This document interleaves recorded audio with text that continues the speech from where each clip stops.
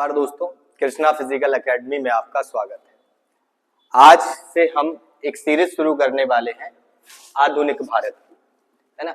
हम इतिहास के आधुनिक भारत को पढ़ेंगे कि आधुनिक भारत में किन किन घटनाओं को हुआ है और उन सभी घटनाओं का अध्ययन हम करने वाले हैं। और ये सीरीज आधुनिक भारत की शुरुआत से लेकर अंत तक बताई जाएगी, पूरा चैप्टर चलेंगे। ये पहली क्लास है आधुनिक भारत की। आधुनिक भारत 1857 से शुरू होता है, लेकिन हम उसको समझने से पहले उत्तरवर्ती मुगल शासकों को समझेंगे कि उत्तरवर्ती मुगल शासक कौन थे। तो सबसे पहले एक लिंक बनाने के लिए मैं आपको उत्तरवर्ती मुगल शासकों को पढ़ाता हूं। उत्तरवर्ती मुगल शासक, मुगल शासक। अगर हम बात करें उत्तरवर्ती मुगल शासक, तो उत्तरवर्ती मुगल शासक कौन? ये उत्तरवर्ती मुगल शासक वो शासक हैं जो, जैसे अगर हम बात करें बाबर, हुमायूं, अकबर, ये सब ताकतवर शासक रहे हैं भारत में। लेकिन हम जिन मुगलों की बात करने वाले हैं, ये जो मुगल हैं वो कमजोर मुगल थे, यानी उनकी तुलना में ये कमजोर शासक थे और यहां से मुगल शासन जो है वो कमजोर होता चला गया। इन शासकों के बाद मुगल शासन जो है कमजोर होता चला गया। हम उन शासकों को इस क्लास में पढ़ने वाले हैं, वहां से आपकी लिंक बनेगी। तो मैं दो तरीके से बता देता हूं आपको, एक तो मुगल शासक बता देता हूं, दूसरे उत्तरवर्ती मुगल शासक। मुगल शासक परीक्षा में कभी कभी टाइम पीरियड पूछ लेता है। और उत्तरवर्ती मुगल शासक, उत्तरवर्ती मुगल शासक। तो मुगल शासकों की बात करें तो सबसे पहले भारत में बाबर आए। बाबर आया और ये कब? 1526 में भारत आया और इसने शासन किया 1530 तक। इसके बाद हुमायूं आया। हुमायूं के दो टाइम पीरियड है। हुमायूं के दो टाइम पीरियड है, एक 1530 से लेकर 1540 तक और दूसरा टाइम पीरियड 1555 से लेकर 1556। इस ड्यूरेशन में 40 के बाद इस पीरियड में जो तीसरा सूरी वंश आ गया था यहां पर, सूरी वंश, और ये वंश 1540 से लेकर 1555 तक रहता है। इसके बाद फिर से हुमायूं शासक बनता है 1556। इसके बाद हुमायूं का बेटा अकबर बनता है और अकबर का जो टाइम पीरियड है वो 1556 से लेकर 1605 तक का टाइम पीरियड है। इसके बाद अकबर के बाद जहांगीर, और जहांगीर का जो टाइम पीरियड है वो 1605 से लेकर 1627 तक का टाइम पीरियड। इसके बाद शाहजहां, और शाहजहां का जो टाइम पीरियड है वो 1627 से लेकर 1657 तक का टाइम पीरियड। इसके बाद औरंगजेब, औरंगजेब का जो टाइम पीरियड है वो 1657 से लेकर 1707 में औरंगजेब की मृत्यु हो जाती है। तो ये जो मुगल शासक रहे ये सब ताकतवर मुगल शासक रहे, इनके शासन में मुगल वंश फला और फूला। लेकिन उत्तरवर्ती मुगल शासकों में जो मुगल शासन था वो कमजोर होता चला गया। कौन कौन उत्तरवर्ती मुगल शासक? तो औरंगजेब के बाद जो बनता है शासक वो है बहादुर शाह जफर, बहादुर शाह प्रथम। इसके बाद जहांदार शाह बनता है।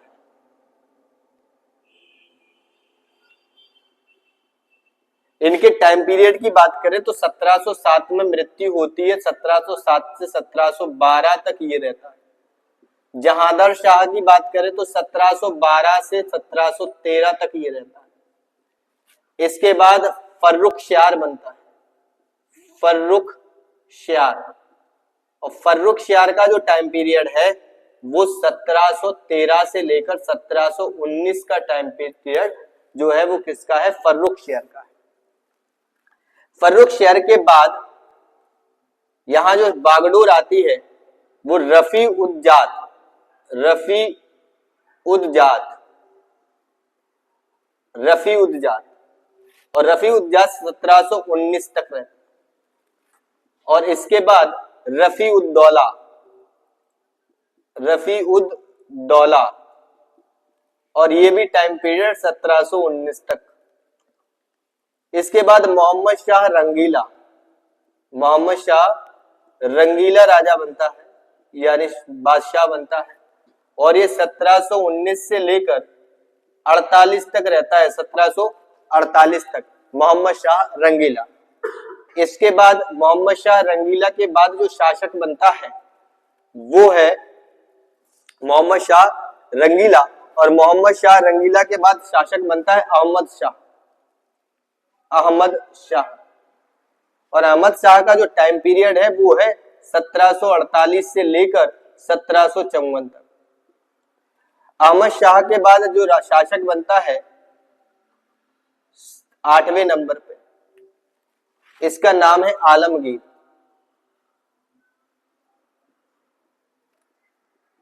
द्वितीय, और इसका जो टाइम पीरियड वो 1754 से लेकर 1759 का रहता है।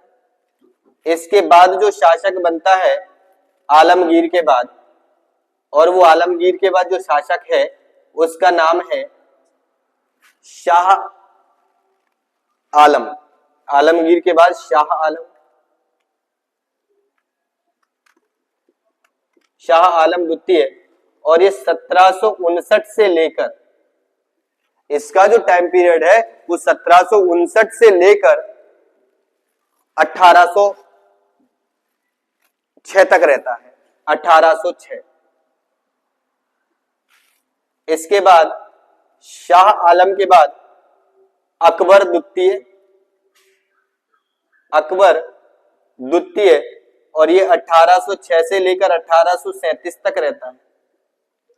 और अकबर द्वितीय के बाद बहादुर शाह जफर द्वितीय, बहादुर शाह जफर द्वितीय, और ये जो शासक रहता है वो 1837 से लेकर 1857 तक या 58 तक जो है वो रहता है।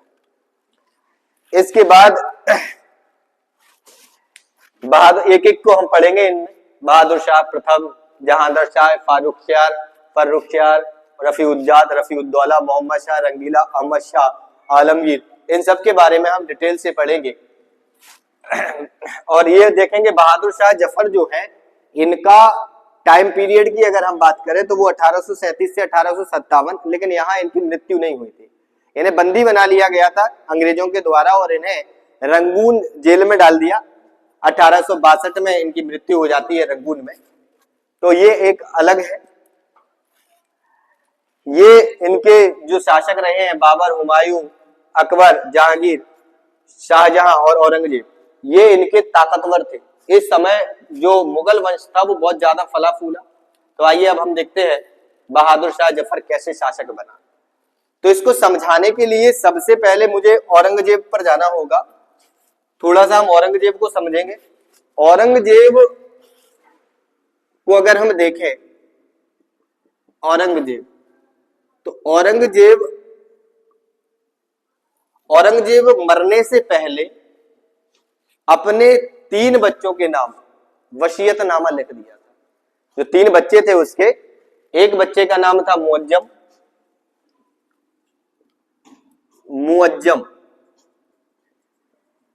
दूसरे का नाम था आजम, और तीसरे का नाम था कामबख्श।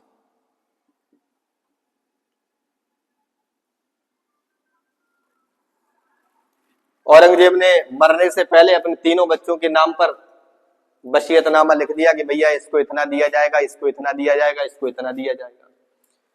तो इसके पास इसे मिले 12 प्रांत, उत्तर भारत के 12 प्रांत। उत्तर भारत के 12 प्रांत मिले किसको? मुअज्जम को। आजम को मिले हैं गुजरात, मालवा, आगरा के 6 प्रांत। कामबख्श को बीजापुर, दक्षिण भारत में बीजापुर और हैदराबाद, ये 2 प्रांत मिले किसको? कामबख्श को। मुअज्जम, आजम, कामबख्श किसके हिसाब से? वसीयतनामे के हिसाब से। ये औरंगजेब की मृत्यु होती है 1707 में। 1707 में औरंगजेब की मृत्यु हो जाती है और औरंगजेब मृत्यु से पहले ही वसीयतनामा लिख के गया। उसे शंका थी कि मेरे तीनों बच्चे मेरे साम्राज्य को लेकर लड़ाई लड़ेंगे और इसलिए उसने पहले से ही बंटवारा कर दिया था मुअज्जम, आजम और कामबख्श में। लेकिन जैसे ही औरंगजेब की मृत्यु होती है, बंटवारा जो उसने किया था ये उसके बच्चों को स्वीकार्य नहीं हुआ। आजम इस बात को मानने को तैयार नहीं था, कामबख्श भी नहीं मान रहा था। तो बहादुर शाह जो प्रथम था, इस बहादुर शाह की बात करें तो ये लाहौर में के आसपास था। कहां पर था? लाहौर के आसपास। लाहौर। जैसे ही पिताजी की मृत्यु का समाचार, दक्षिण भारत में मृत्यु हुई थी भाई, दक्षिण भारत में अहमदनगर में जो है वो इसकी मृत्यु होती है। अहमदनगर में मृत्यु होती है। जैसे ही समाचार मुअज्जम को मिलता है कि पिताजी खत्म हो गए भैया, पिताजी निपट गए हैं, और वो लाहौर के आसपास था, ये लाहौर वाला हिस्सा इसी को मिला था, लाहौर के आसपास था, तो इसने लाहौर में जाकर अपना राज्याभिषेक करवा लिया। पिता की मृत्यु जैसे होती है अपना राज्याभिषेक कर लेता है कौन? मुअज्जम। और राजपूतों को अपने साथ, राजपूतों का समर्थन ले लेता है मुअज्जम। राजपूतों का समर्थन मिल जाता है मुअज्जम को। लाहौर में एक जगह है जिसका नाम है शहदौला। इस शहदौला नामक स्थान पर अपना राज्याभिषेक करता है। अपने बेटे से कहता, जा भाई तू पहले लाहौर संभाल। खुद वहां उसी लाहौर के पास में शहदौला नामक स्थान पर अपना राज्याभिषेक कर लेता है और अपने जो राजपूत है और भी जो लोग थे उसके सहयोगी जो होते, उन लोगों को पदों को बांटना शुरू कर दिया। सोचिए, एक राजा बनते से ही तुरंत उसने क्या किया? बादशाह बना, तुरंत उसने पदों को वितरित करना शुरू कर दिया। पद ऐसे बांटे उसने मानो उसे यही पता नहीं था कि मेरे पास क्या, किसको क्या देना है, बस देते चला गया। इसीलिए मुअज्जम को शाह ए बेखबर कहा जाता है। शाह ए बेखबर, बेखबर, इसे खबर ही नहीं है भाई कि किसको क्या बांटना है, किसको क्या देना है, बस देना शुरू कर दिया। इसलिए शाह बेखबर कहा जाता है किसको? मुअज्जम को। जैसे ही आजम को पता लगा कि भाई इसने तो अपने आप को बादशाह घोषित कर दिया, आजम ने अपने आप को बादशाह घोषित कर दिया और कामबख्श ने दक्षिण भारत में अपने आप को बादशाह घोषित कर लिया, और इस तरीके से सबने अपने को बादशाह घोषित कर लिया। आजम आगे बढ़ता है, दिल्ली की ओर आते हैं ये लोग। जैसे ही दिल्ली की ओर आते हैं तो एक जजाऊ का युद्ध होता है। किसका युद्ध? जजाऊ का युद्ध। किस किस के बीच में? तो आइए हम देखते हैं जजाऊ का युद्ध। कामबख्श जजाऊ का युद्ध। जजाऊ कहां पर है? तो जजाऊ आगरा के पास में एक जगह है जजाऊ, वहां पर युद्ध हुआ। किसका? मुअज्जम का और आजम का। मुअज्जम और आजम। आजम का बेटा गया सबसे पहले, तो बेटे को मार दिया। बेटे को जैसे ही मारा तो इसके जो सहयोगी थे वो भागने लगे। आजम के जो सहयोगी थे वो भागने लगे और आजम से भी मना किया कि भाई अब लड़ाई बंद कर दो, लेकिन आजम ने कहा कि भाई तुम लोग बेवकूफ हो, लड़ाई बंद नहीं होगी, और लड़ाई बंद नहीं की। इसके बाद मुअज्जम ने लेटर पहुंचाया लिखित रूप में कि भाई इस तरीके से बंटवारा था, ऐसे मान लो। ये मानने को तैयार नहीं था आजम। जब आजम ने ये बातें नहीं मानी तो युद्ध ही इसका परिणाम था। युद्ध हुआ, युद्ध में मुअज्जम और आजम के बीच लड़ाई हुई। आजम पराजित हो जाता है और आजम का गला काट के मुअज्जम के पास लाया जाता है। जैसे ही मुअज्जम के पास आजम का गला काट के लाया जाता है, मुअज्जम रोने लगता है, बिलखने लगता है और उसे दुख होता है कि ये क्या हो गया है। इसके बाद दोनों ही सगे भाई हैं, मुअज्जम और आजम। तो आजम की मृत्यु हो जाती है, मुअज्जम रोने लगता है और रोते रोते उनका सब अंतिम क्रिया समाधान करवाता है। चंदन की लकड़ी में ताबूत में रख के लेके जाते हैं और वहीं आगरा के पास में इनको दफना दिया जाता है। इसके बाद कब हुआ ये? तो 18 जून 1707 में। कौन सा युद्ध? जजाऊ का युद्ध। आगे एक और युद्ध होता है, हैदराबाद का युद्ध। हैदराबाद का युद्ध, हैदराबाद का युद्ध भी मुअज्जम और उसके सबसे छोटा भाई कामबख्श के बीच में, मुअज्जम और कामबख्श के बीच में युद्ध होता है। और इस युद्ध में, हैदराबाद के युद्ध में, मुअज्जम कामबख्श को पराजित कर देता है और मार डालता है। और इस तरीके से मुअज्जम विजय हुआ। और विजय होने के बाद मुअज्जम के पास जो उपाधि आई वो थी बहादुर शाह जफर प्रथम। तो ये बहादुर शाह प्रथम बनता है। कौन? मुअज्जम। किसका बेटा था? औरंगजेब का बड़ा बेटा बहादुर शाह जफर। बहादुर शाह जफर ने राजपूतों के साथ मैत्रीपूर्ण व्यवहार रखा, राजपूतों के साथ अच्छा व्यवहार था इसका। तो अब देखते हैं, उत्तराधिकार का संघर्ष आपको समझ में आया होगा कि किस तरीके से मुअज्जम राजा बनता है, बादशाह बना। अब मैं आपको बताऊं शासक बनने के बाद नीति, शासक बनने के बाद नीति कैसी रही, यानी किस तरीके से इसने शासन चलाया। तो हमने आपको बताया कि राजपूतों के साथ में पहले तो जागीर और ओहदों को बंटवारा किया इसने खूब, इसीलिए इसे बेखबर कहा गया।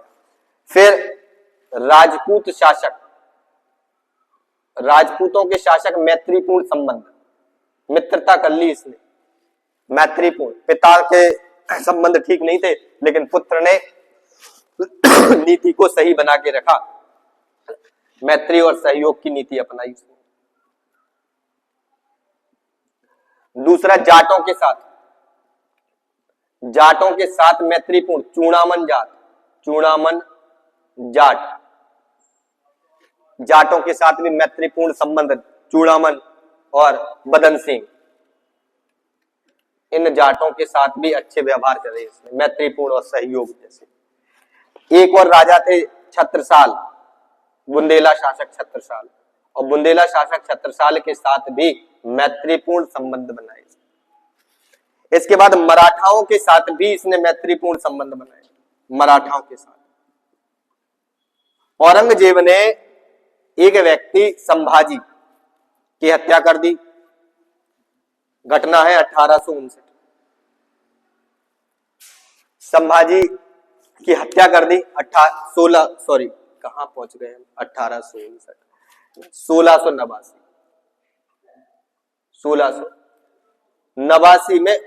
में औरंगजेब के द्वारा क्या कर दिया गया? हत्या कर दी गई। किसकी? औरंगजेब के द्वारा हत्या कर दी गई संभाजी की। और संभाजी की पत्नी और बेटे को गिरफ्तार करके कैद कर लिया गया। किसको? साहू जी को। संभाजी की हत्या औरंगजेब ने कर दी 1689 में। साहू जी की मां को गिरफ्तार कर लिया गया। तो इस गिरफ्तार कर किया तो मुअज्जम यानी बहादुर शाह ने इन्हें रिहा कर दिया अपने शासन में। रिहा भी कूटनीतिक चाल थी। कैसी कूटनीतिक चाल थी? तो ये कूटनीतिक चाल इस तरीके से थी, अगर हम बात करें कूटनीतिक चाल की, तो कूटनीतिक चाल में कि ये चाहते थे कि इन दो मराठाओं में भी दो गुट थे, ताराबाई, कि ताराबाई का बीच में जैसे ही साहू जी को छोड़ेंगे तो ताराबाई के साथ युद्ध होगा और मराठाओं की शक्ति कमजोर हो जाएगी। इस तरीके से एक कूटनीतिक नीति के साथ में छोड़ा था। आगे तो ये सिखों के साथ में अगर हम बात करें, सिखों के साथ में, तो सिख जो है, सिखों के साथ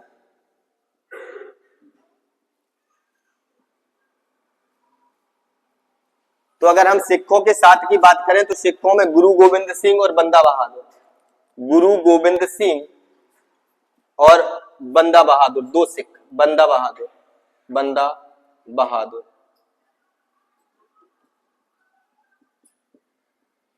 गुरु गोविंद सिंह ने साथ दिया था मुअज्जम का, किसमें? उत्तराधिकारी के युद्ध में, इसलिए गुरु गोविंद सिंह के साथ तो मैत्रीपूर्ण संबंध रहे।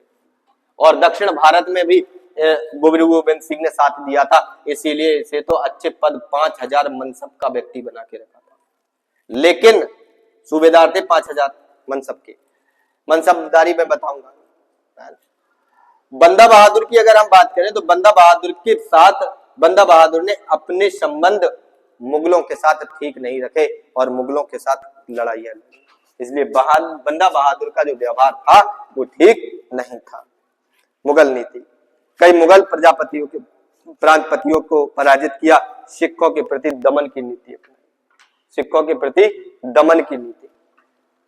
तो इस तरीके से हमने देखा कि शासक कैसे बने, मुअज्जम कैसे शासक बना, ये भी हमने देखा, उत्तराधिकारी का युद्ध देख लिया। तो ये औरंगजेब, औरंगजेब का पुत्र मुअज्जम यानी बहादुर शाह राजा बनता है, बादशाह बनता है। अब बादशाह के बाद, बहादुर शाह के बाद इसका बेटा जहांदार शाह राजा बनेगा और बहादुर शाह का बेटा जहांदार शाह, कल हम जहांदार शाह के बारे में पढ़ेंगे। धन्यवाद।